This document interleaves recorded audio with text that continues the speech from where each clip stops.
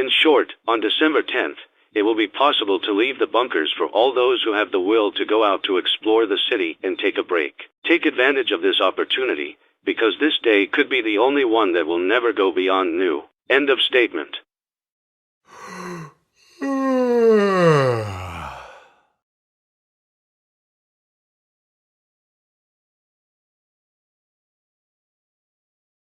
Testing.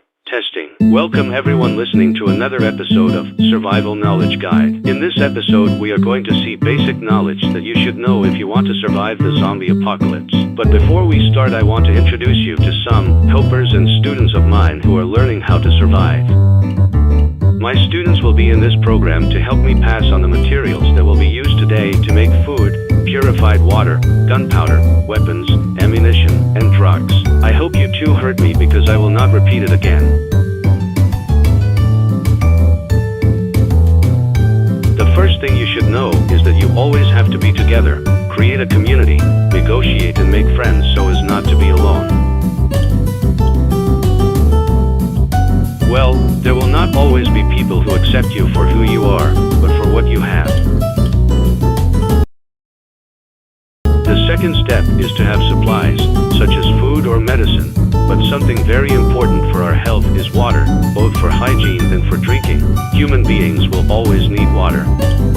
Obviously, if you want to drink water, first, you will have to purify. To get purified water, we must fill contaminated water in a glass bottle, boil the water in a water purifier. Congratulations, you got purified water. Oh, and something I forgot is that there are also canteens, where you can carry more water than a glass bottle. To get gunpowder, you will need redstone. Who would think that such a useless mineral could help us survive in this apocalypse? To get gunpowder, you have to cook redstone. When the redstone is cooked, the redstone will become gunpowder.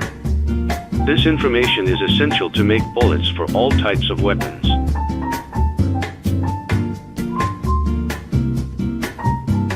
I will emphasize again, one of the important things to have is supplies. In this case, I will talk about food. Cooking is very good. You can prepare a variety of food with ingredients like egg, meat, and vegetables. You can just grab 2 eggs and make some fried eggs. But I am not going to teach you how to make simple fried eggs. I will teach you how to prepare my grandmother's chicken soup.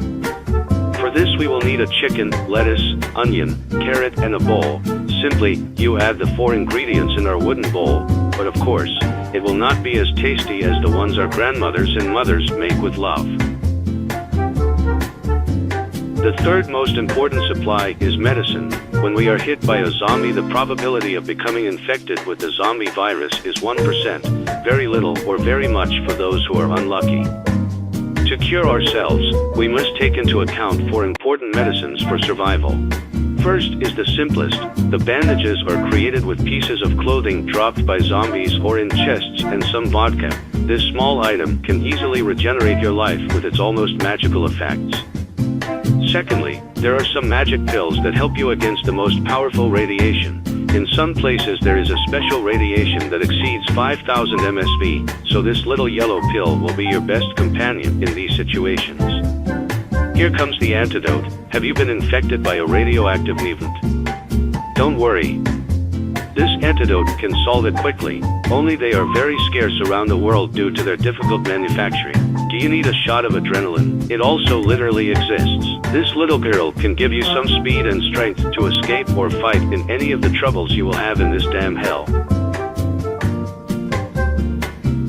Now, let's talk about the interesting thing. Drugs also serve a purpose in the apocalypse, medicinally and recreationally. I present to you opium, a drug that comes from poppies. It makes you feel very defensive, but causes dizziness and an unbearable bad trip. This is cocaine. Cocaine gives you 2 effects, a speed boost and an impressive mining rush, which helps you escape, but then it can give you side effects such as hunger or dizziness that is difficult to control. The puros are made with dried grass. These make you feel stronger than normal at the cost of somewhat strong nausea. It helps you battle those filthy beasts on the surface. All these drugs are obtained with a special table and with scissors in each one's plantations. To get these drugs, you need to make a plantation of them. It may take a while for them to reach their harvest point, but it will be faster if you fertilize them with ground bone. Now the most important part in terms of attack, we have the firearms and bullets, which are made with the materials that most weapons require. These materials on the work table: iron, gold, copper, and gunpowder. What we will do is go to a workbench called assembly table, where you can make weapons, ammunition, and weapon upgrades. Depending on the firearm, it will be very expensive to obtain, but the damage they do will be worth it. By the way, never play with weapons. Then we continue with the gas masks or the anti-radiation suits. These are used to avoid radiation. If you get one of these, you will no longer have to worry much about the radiation from the surface, since you will be able to explore with one of these for everyone's sides.